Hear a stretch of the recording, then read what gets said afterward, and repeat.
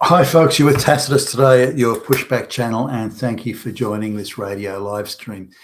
In this essay, I'd like to talk about the idea of what it takes to be economically viable in the West today, particularly given the cost of real estate, the Green New Deal that's being forced on the people without their consent, migration that's being forced on Western people without their consent, and a whole range of other things that are being forced on the West. I mean, look at Britain. They've even had a globalist prime minister forced upon them, who wasn't voted for by the public or by the parliamentary party or by the party membership. I mean, the globalists are now just installing their preferred boy across the top of what used to be the world's leading democracy.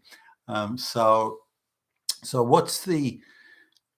what is financial viability today compared to what financial viability required or was needed in, say, 1970 in the West? Now, in 1970, a guy working in the local factory at his 40-hour a week, it was a little bit longer, it's about 44 hours a week average in those days.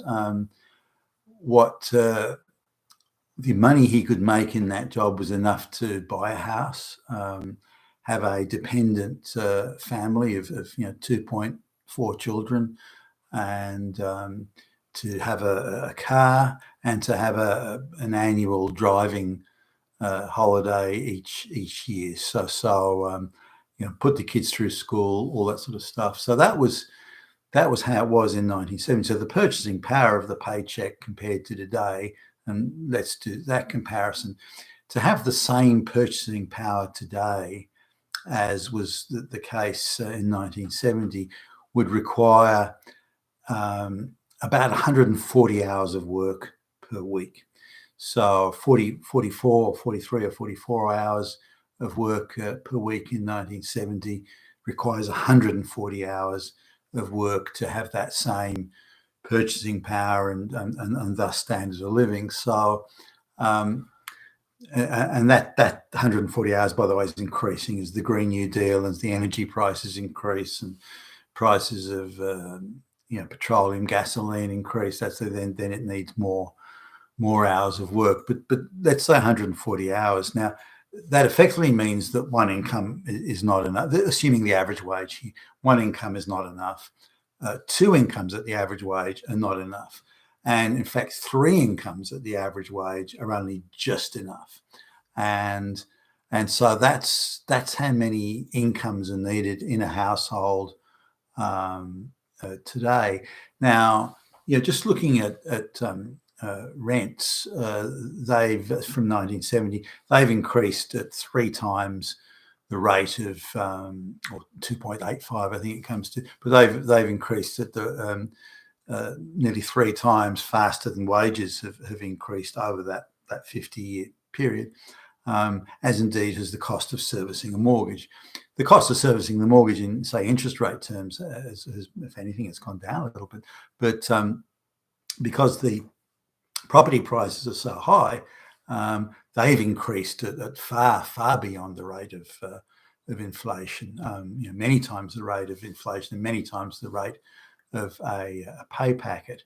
So the cost of buying property and servicing the repayments, of course, is astronomical. I mean, just to again, looking at using 1970 as a benchmark, here's a property in 1970 sold for $25,500. Today that same property is $4 million. So now the cost of servicing, even assuming you've got the baseline deposit of close to $1 million, the cost of servicing that is huge compared to any average wage.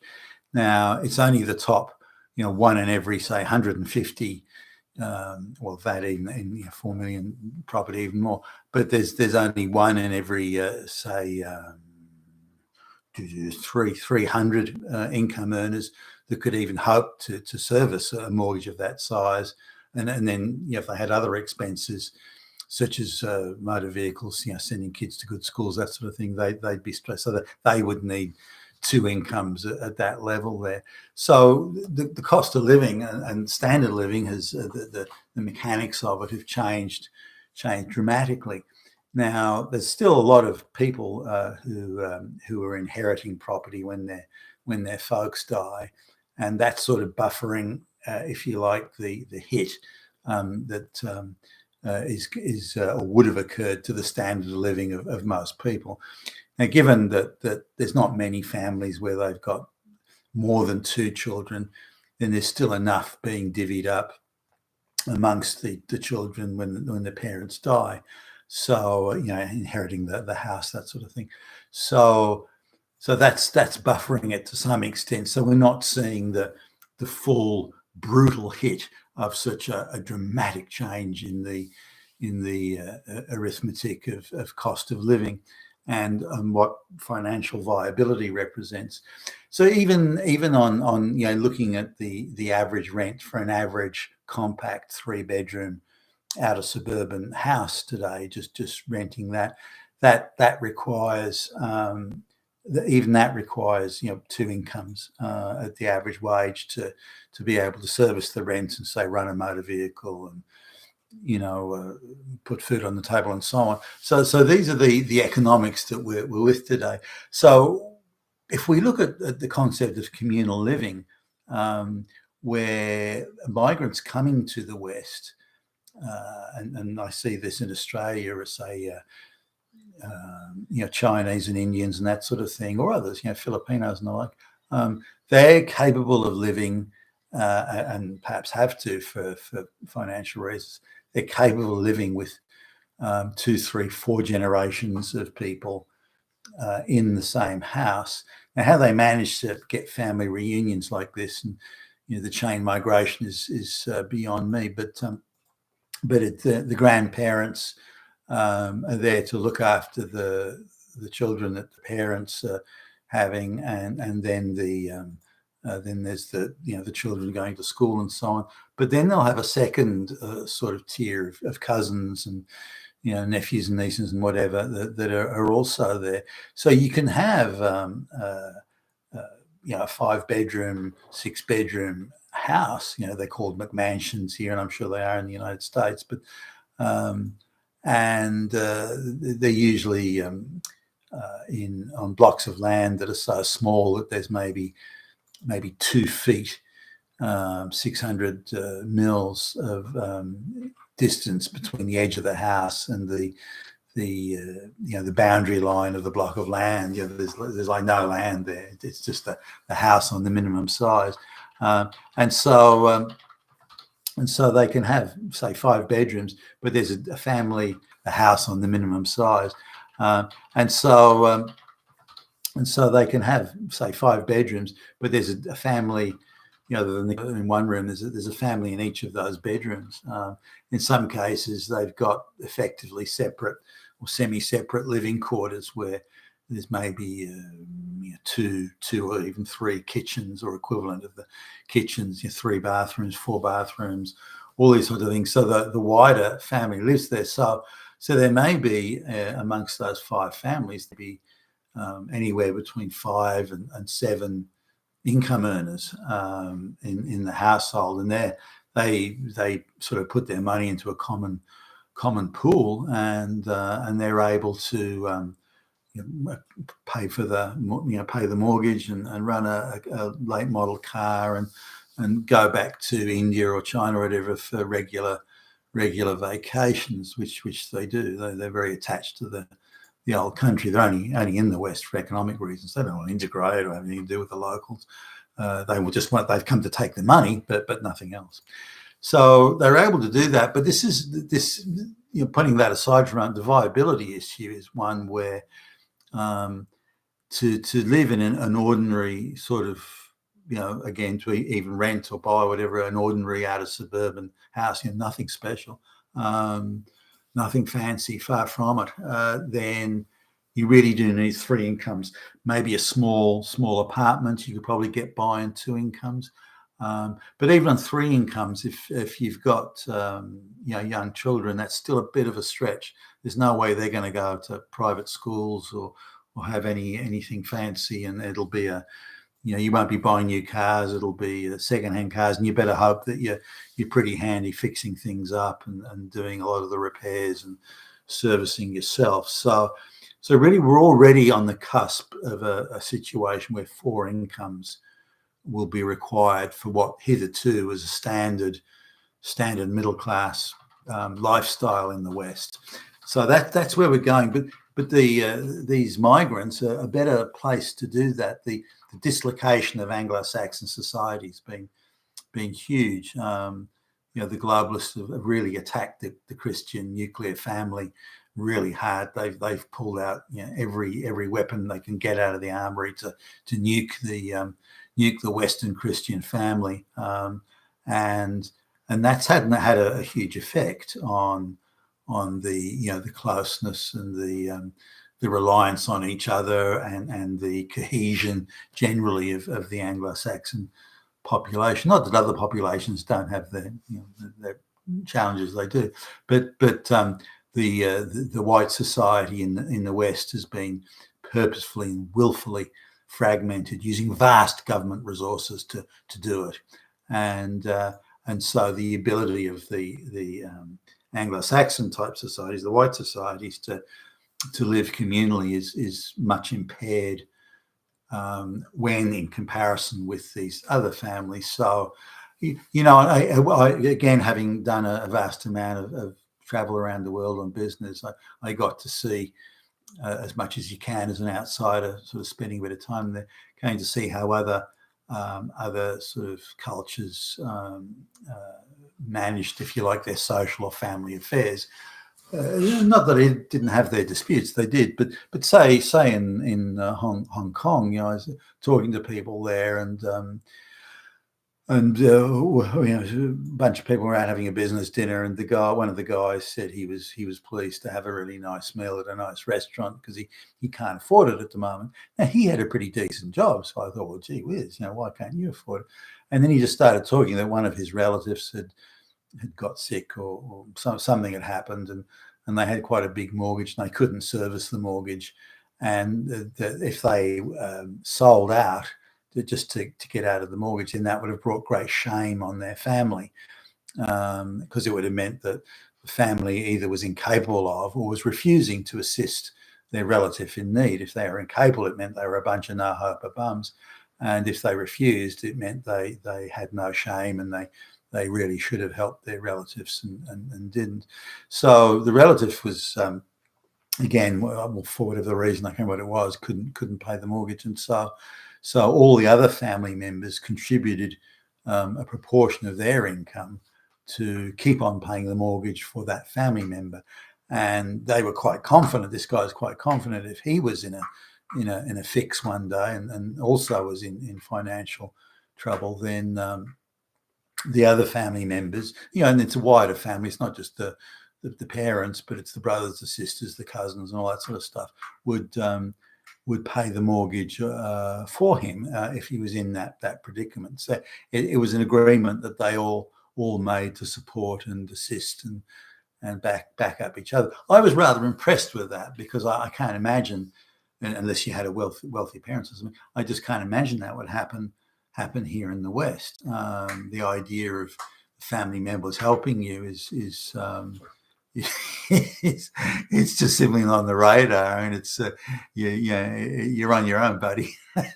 And why should somebody help? In fact, they may even take some sort of perverse delight in your difficulties and troubles. So this idea of the communal living, I think it has to be the way, given the cost of living, and until if that's ever going to be addressed, it has to be the way that the West lives, which, by the way, is how people lived in the feudal times.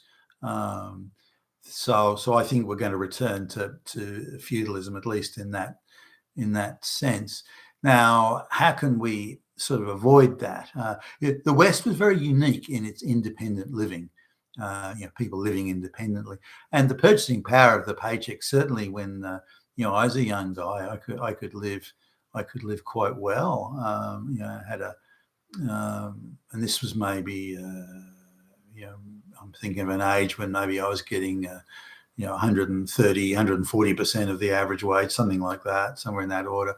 And, I could run a car and motorbike. I had a top of the range stereo. I had a great apartment near the beach and this and that. I had all that sort of stuff on that sort of salary. I mean, you couldn't even dream of doing that sort of shit today. Not on that type of salary. So the whole economics have shifted now. We need to also understand that in the globalist sort of structured world that vast profits are accruing to the financial sector, probably more profitable than they've ever been in history. And given the amount of control I have, that's hardly surprising. And also vast profits into the property development companies and in the big multinationals and so on. So there's been profit, huge profits have accrued to them, and the proportion of the national gross domestic product, the national or gross national product rather, income that was paid as wages and salaries and bonuses has declined very substantially over the last 20 years. And if you look at the amount of money that has been taken out of the paycheck, if you will, that's all accrued to the financial and property developer, and of course now the pharmaceutical sector as well. So that's changing shape and structure. Now, in order to reverse that, because there's no reason at all why property is increased in price to the extent it did. There are forces, for example, migration and so on, but there's no reason why it needed to do that. The purchasing power of the population is declining, but yet the price of property is increasing. I mean, it can't happen, not in a market-driven economy. So we're talking about a controlled economy here that the globalist cabal is controlling for their own financial gratification. So if unless the political will appears to in the West to say no, enough is enough. The financial sector, you're just ripping too much money out of the system. The standard of living of the people is something that matters, and until those sort of sentiments return, assuming they ever do, then we need to come back to the sheer reality that communal living is the only future possible, given the declining paycheck. Now, if we take one step further and look at this idea of the standard basic income that everyone's going to in the prognostications about the future, the basic income that everyone's going to get, then communal living will be it'll be almost mandatory. It'll be unavoidable at that point, because the globalist cabal will still want their profits. So in order to make renting an apartment profitable, then it's going to have 10 people in it, given the universal basic income. And it's only by that way can the globalists and the financial cabal make the profits that they want to have guaranteed and underwritten at all times. So they just have to stuff more and more people into a small apartment. Maybe there'll be cubicle type apartments or something like that. If you look at, say, imagine a very compact hotel room in a cheap hotel where you sort of have to, walk in the door sideways, and you can fall over the bed as soon as you walk in the door, and then there's a really compact type bathroom shower thing, and a little pull down sort of table area where you eat, and some of the really compact ones. Maybe people are going to be living like that in the future. I don't know, but that's sort of my take on where things will go, and I think we're pretty much there. If you look at as I've mentioned in previous videos, the nice houses in the nice tree-lined street and in a nice area and good schools nearby, only 1 in every 100 income earners can afford that sort of thing now, and even that's declining. So and if you want to move into the nicer properties, I think I mentioned it's 1 in every 300, 1 in every 400 people can afford that. So the pool of people that can afford an upper middle class lifestyle is shrinking fast, and the amount of people that can afford to live even a middle of the middle class, lower middle class lifestyle, the amount of people that can afford that is shrinking, and even they require multiple incomes to enjoy what previously we considered the norm. You've been with Tacitus today, your Pushback channel, and thank you for listening.